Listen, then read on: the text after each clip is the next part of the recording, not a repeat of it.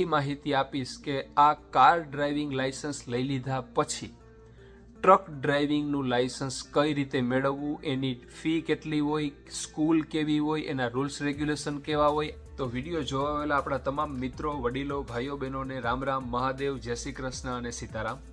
આપણા ફેસબુકના પેજ ઉપર ઘણા બધા વિડીયોમાં આવી રીતે ઘણા બધા માણસોની કોમેન્ટ આવતી હતી અને મેસેજ આવતા હતા કે ભાઈ કેનેડામાં ડ્રાઇવિંગ લાયસન્સ માટેની પ્રોસેસ શું છે એની જાણકારી આપો અને આખો એક વિડીયો બનાવો.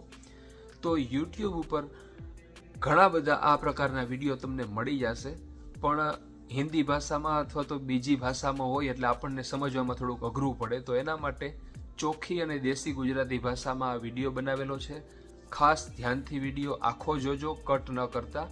અને આશા રાખું કે વિડીયો વધારેમાં વધારે તમે લાઈક કરશો અને વધારેમાં વધારે બીજા ગુજરાતીઓ સાથે શેર કરજો. તો મિત્રો, કેનેડામાં ડ્રાઇવિંગ લાયસન્સ મેળવવા માટેની આખી જે પ્રોસેસ છે એના 3 સ્ટેપ હોય છે: G1, G2 અને G. તો આ જે 3 પ્રોસેસ છે એ પાસ કરી લ્યો તમે, પછી તમને કાર ડ્રાઇવિંગ કરવા માટેનું લાયસન્સ મળે. તો એના વિશે આપણે ચર્ચા કરશું વન બાય વન. તો G1 ટેસ્ટ જે છે એની તૈયારી તમે ઘરે બેઠા બેઠા કરી શકો છો. એનું બુક પણ આવે છે અને વેબસાઇટ ઉપર પણ ઘણી બધી પ્રેક્ટિસ તમે કરી શકો છો. એ પ્રેક્ટિસ થઈ જાય પછી ડ્રાઇવ ટેસ્ટ સેન્ટરમાં તમારે એ એક્ઝામ આપવા માટે જવાનું હોય છે. G1 ટેસ્ટ છે એમાં ડ્રાઇવિંગ નથી હોતું, એ ખાલી નોલેજ ટેસ્ટ હોય છે. એટલે કે એમાં ટોટલ 40 પ્રશ્નો હોય છે. 20 પ્રશ્નો છે એ સાઇન સિમ્બોલને લગતા હોય છે અને 20 પ્રશ્નો હોય છે એ રૂલ્સ રેગ્યુલેશનને લગતા હોય છે. તો તમારે એમાંથી 20 એટલે 20 40 પ્રશ્નો થયા, એમાંથી 16 એટલે કે 16 દુ 32, 80% પ્રશ્નોના જવાબ સાચા હોય તો તમને G1 લાયસન્સ મળી જાય. હવે આ થઈ વાત G1ની. G1 લાયસન્સ પછી આવે G2. તો G2 લાયસન્સમાં તમારે કારમાં બેસી રોડ ઉપર જઈને એક્ઝામ આપવી પડે. એક્ઝામિનર તમારી સાથે કારમાં બેઠા હોય, એ કહે એ રીતે એ રસ્તા ઉપર તમારે જવું પડે, જેમ ઇન્ડિયામાં હોય છે એ જ રીતે. તો એને કહેવાય G2. હવે આ લાયસન્સ લેવા માટે સૌથી પહેલાં તમે કોઈ ડ્રાઇવિંગ સ્કૂલમાં જાઓ, એની ગાડીમાં બેસો, પ્રેક્ટિસ કરો, બધું કરો. પછી તમે G2 લાયસન્સ લેવા માટેની એક્ઝામ બુક કરાવો. એ એક્ઝામમાં જાઓ ડ્રાઇવિંગ ટેસ્ટ સેન્ટરમાં. પછી એક્ઝામિનર તમારી સાથે ગાડીમાં બેસી જાય. એ 15, 20 કે 25 મિનિટની આ એક્ઝામ હોય છે ગાડી ચલાવવા માટેની. તો એ કહે એ રીતે તમારે ગાડીનો ટર્ન લેવાનો, એ રસ્તા ઉપર જવાનું, પેરેલલ પાર્કિંગ કરવાનું, 3 પોઈન્ટ ટર્ન ને ઘણું બધું આવે છે એમાં. તો સ્ટ્રીટ પાર્કિંગ ને 2 ગાડીની વચ્ચે પાર્કિંગ ને ઘણું બધું આવે. તો એ સ્ટ્રીટમાં હોય છે. કહેવાનો મતલબ G2ની જે એક્ઝામ છે તમે ગાડી ચલાવશો એ ફક્ત સિટીમાં જ તમારી ટેસ્ટ હોય છે, હાઈવે ઉપર જવાનું હોતું નથી. તો આ રીતે હોય છે G2ની એક્ઝામ. પછી આવે છે G લાયસન્સ. તમે એક્ઝામ બુક કરાવો, કોઈ પણ ડ્રાઇવિંગ સ્કૂલમાં જઈને તમે પ્રેક્ટિસ કરી લીધી, તમને એકદમ કોન્ફિડન્સ આવી ગયો કે ભાઈ હવે આપણે G લાયસન્સ માટે એક્ઝામ આપી દેવી છે, તો ફરી વખત તમારે એની એક્ઝામ બુક કરવી પડે. ડ્રાઇવ ટેસ્ટ સેન્ટરમાં જાઓ, ગાડી ચલાવો. G લાયસન્સમાં તમારે હાઈવે અને સિટી બંનેમાં ગાડી ચલાવવી પડે. એક્ઝામિનર તમારી સાથે હોય. હાઈવે ઉપર એટલે કે 3, 4 કે 5 લાઇનના જે કેનેડામાં એક્સપ્રેસ હાઈવે હોય છે, જેની સ્પીડ 100 કે 105 કે 110ની હોય, ત્યાં જવાનું હોય. એક્ઝામિનર કહે એ રીતે એક લાઇનમાંથી બીજી લાઇનમાં, બીજી લાઇનમાંથી ત્રીજી લાઇનમાં, એ બધું ચેક કરે. સિટીના રસ્તા ઉપરથી હાઈવે ઉપર કઈ રીતે મર્જ થવું અને હાઈવે ઉપરથી એક્ઝિટ લઈને સિટીમાં કઈ રીતે જવું, અને સિટીના ઘણા બધા ઇન્ટરસેક્શનની લાઇટ્સ ને બીજું ત્રીજું ઘણું બધું ચેક કરે. 30 કે 40 મિનિટની એક્ઝામ હોય છે Gની એક્ઝામ. તો G1, G2 અને G આ 3 સ્ટેપ થયા ગાડીનું ડ્રાઇવિંગ લાયસન્સ મેળવવા માટે. હવે મિત્રો ધ્યાનથી સાંભળજો કે G1 ટેસ્ટ તમે પાસ કરી લીધી, તો G1 ડ્રાઇવિંગ લાયસન્સ સાથે તમે મન ફાવે ત્યારે અને ગમે ત્યાં ગાડી લઈને ન જઈ શકો. તમારી પાસે ડ્રાઇવિંગ લાયસન્સ છે, પણ જો તમારે ગાડી ચલાવવી હોય તો તમારી સાથે પેસેન્જર સીટમાં, આગળની પેસેન્જર સીટમાં તમારી ગાડીમાં 4 વર્ષ જૂનું જી લાયસન્સ હોય એવો વ્યક્તિ તમારી સાથે હોવો જોઈએ, તો જ તમે G1 ડ્રાઇવિંગ લાયસન્સ સાથે ગાડી ચલાવી શકો. યાદ રાખજો, G1 લાયસન્સ લઈ લીધું એ પછી 12 મહિના તમારે વેઇટ કરવાની. 12 મહિના સુધી તમે તમારા રિલેટિવ્સની, સગાવાલાની, ઓળખીતાની કે કોઈ પણની કાર મેં કીધું એ રીતે એને સાથે રાખીને ચલાવો. સાથે હોય એનું લાયસન્સ 4 વર્ષ જૂનું હોવું જોઈએ. તો એવી રીતે તમે 12 મહિના પછી G2 એક્ઝામ બુક કરાવી શકો અને પછી ડ્રાઈવ ટેસ્ટ માટે તમારે જવાનું. 12 મહિના વેઇટ કરવી પડે. હવે માની લ્યો કે G2 લાયસન્સ તમે મેળવી લીધું, તમે પાસ થઈ ગયા એક્ઝામમાં, G2 લાયસન્સ તમારી પાસે આવી ગયું. પછી 12 મહિના પાછો વેઇટ કરવાનો.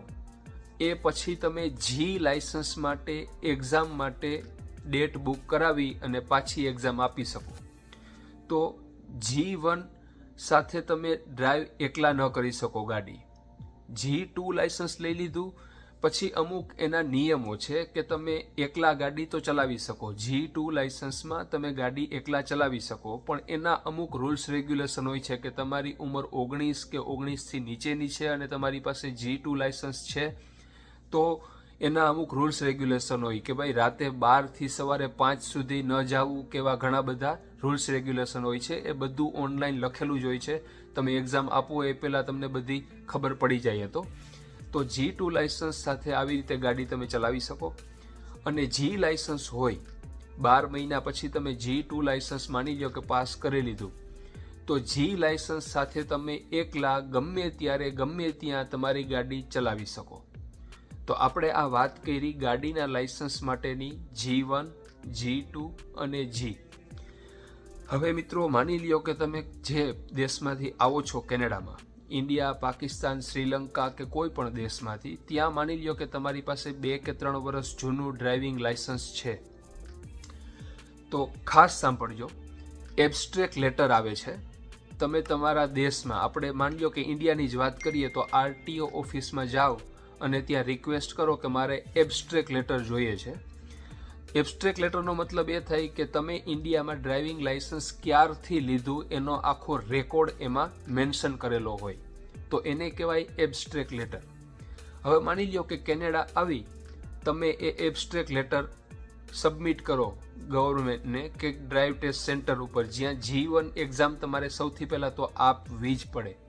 જે નોલેજ ટેસ્ટની આપણે વાત કરેલી હતી, કોમ્પ્યુટર ઉપર 20 પ્રશ્નો હતા, સૌથી પહેલી એક્ઝામ, એ પાસ કરી લ્યો એટલે તમારે તમારો એબ્સ્ટ્રેક્ટ લેટર સબમિટ કરવાનો. એબ્સ્ટ્રેક્ટ લેટરનો ફરક એટલો પડે કે તમે G1 લાયસન્સ લઈ લીધું પછી તરત જ તમે સીધી G લાયસન્સ મેળવવા માટેની રોડ ટેસ્ટ બુક કરાવી શકો. માની લ્યો કે G1 લાયસન્સ લઈ લીધા પછી તમે અઠવાડિયા સુધી કે 10 દિવસ સુધી, 15 દિવસ સુધી કોઈ ડ્રાઇવિંગ સ્કૂલમાં જાઓ, ગાડી શીખો અને તરત જ એ પછી તમે G લાયસન્સ માટે રોડ ટેસ્ટ બુક કરાવી શકો છો. G2 એક્ઝામ દેવાની કોઈ જરૂર નથી, કારણ કે તમે એબ્સ્ટ્રેક્ટ લેટર સબમિટ કરેલો છો. એનો મતલબ એ થાય કે તમે જે દેશમાંથી આવો છો ત્યાં તમારો 2 કે 3 વર્ષનો ડ્રાઇવિંગ એક્સપિરિયન્સ છે. એટલે કેનેડાની સરકાર તમને એ એક ઓપ્શન આપે છે કે G1 લઈ લીધા પછી સીધું તમે G આપો. હવે માની લ્યો કે એબ્સ્ટ્રેક્ટ લેટર સબમિટ કર્યો, G લાયસન્સ આપવા માટે તમે ટેસ્ટ આપવા માટે ગાડી લઈને ગયા. હવે માની લ્યો નસીબ આપણા ખરાબ હોય અને આપણે ફેલ થયા. G લાયસન્સની એક્ઝામમાં માની લ્યો કે તમે ફેલ થયા, તો ફરી વખત તમારે G ન આપી શકાય. Gની એક્ઝામમાં તમે ફેલ થયા છો તો પાછી Gની એક્ઝામ તમે ન આપી શકો, તો તમારે G2ની એક્ઝામ પાછી આપવી પડે. એ G2ની એક્ઝામ સ્ટ્રીટમાં હોય છે, સિટીમાં હોય છે, મેં કીધું એમ હાઈવે ઉપર ન હોય. તો એ G2ની એક્ઝામની રોડ ટેસ્ટ તમારે બુક કરવી પડે, એમાં પાસ થાવ, એ પછી પાછી Gની એક્ઝામ તમારે આપવી પડે. તો આ રીતે કાર ડ્રાઇવિંગ કરવા માટેનું જે લાયસન્સ હોય એની આખી આ પ્રોસેસ છે, G1, G2 અને G. તો મિત્રો, આ એક વિડીયો જોઈને ભાગીને જતા આપણી આ ચેનલ ઉપર ટ્રકિંગ નામનું પ્લેલિસ્ટ છે, એમાં અસંખ્ય વિડીયો તમને ટ્રક ડ્રાઇવિંગના મળી જશે. એ જૂના વિડીયો પણ જોજો, તમને ઘણું બધું શીખવાનું અને જાણવાનું મળશે. તો આ રીતે મેં તમને ચોખ્ખી ગુજરાતી ભાષામાં એકદમ સરળ રીતે સમજાવ્યું કે કેનેડામાં કાર ડ્રાઇવિંગ કરવા માટેનું જે લાયસન્સ હોય છે એની આ આખી પ્રોસેસ હોય છે. તો મિત્રો, આશા રાખું કે વિડીયોને વધારેમાં વધારે શેર કરજો. પ્રોબ્લેમ એ છે કે હું કેનેડા છું, તમે લોકો ગુજરાતમાંથી અથવા તો ઇન્ડિયામાંથી મારો વિડીયો જોવો છો, વિડીયો જોઈને સીધા ભાગી જાઓ છો. એક નમ્ર વિનંતી છે કે વિડીયો વધારેમાં વધારે શેર કરો કે જેથી કરીને જરૂરિયાત જેને હોય, જે લોકો આવી વિગત બધી જગ્યાએ શોધતા હોય, યુટ્યુબ ઉપર અને ફેસબુક ઉપર બધાના વિડીયોમાં કોમેન્ટ કરીને પૂછતા હોય, એ લોકો સુધી આ વિડીયો પહોંચે. તો નમ્ર વિનંતી છે કે વિડીયોને વધારેમાં વધારે શેર કરજો. હું ચેક કરીશ કે આ વિડીયો કેટલા લોકો સુધી પહોંચે છે, કેટલા લોકો જોવે છે, કેટલા લોકો કોમેન્ટ કરે છે અને કેટલા લોકો આ વિડીયોને શેર કરે છે. વધારેમાં વધારે વિડીયોને શેર કરજો. એ પછી આપણે પાછો એક વિડીયો બનાવશું કે જેમાં તમને હું આખી માહિતી આપીશ કે આ કાર ડ્રાઇવિંગ લાયસન્સ લઈ લીધા પછી ટ્રક ડ્રાઇવિંગનું લાયસન્સ કઈ રીતે મેળવવું, એની ફી કેટલી હોય, સ્કૂલ કેવી હોય, એના રૂલ્સ રેગ્યુલેશન કેવા હોય, આખી પ્રોસેસ ટ્રક ડ્રાઇવિંગ લાયસન્સ કઈ રીતે મેળવવું એનો વિડીયો પણ આવશે. શરત એટલી છે કે આ વિડીયોને વધારેમાં વધારે શેર કરો તો મને ખબર પડે કે કેટલા લોકો ઇન્ટરેસ્ટેડ છે. મહાદેવ, જય માતાજી, રામે રામ.